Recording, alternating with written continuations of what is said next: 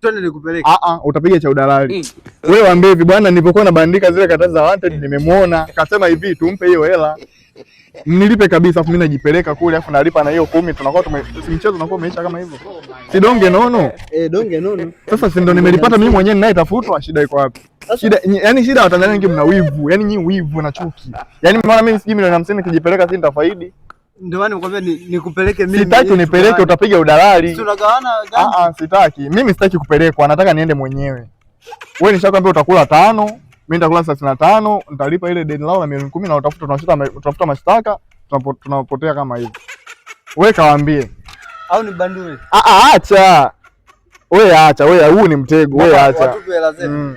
Yaani hapa tutakuja kubadilisha hii hapa na nili. Na hiyo tunabadilisha na kwa dated. Yaani kama dated, datelesi yani.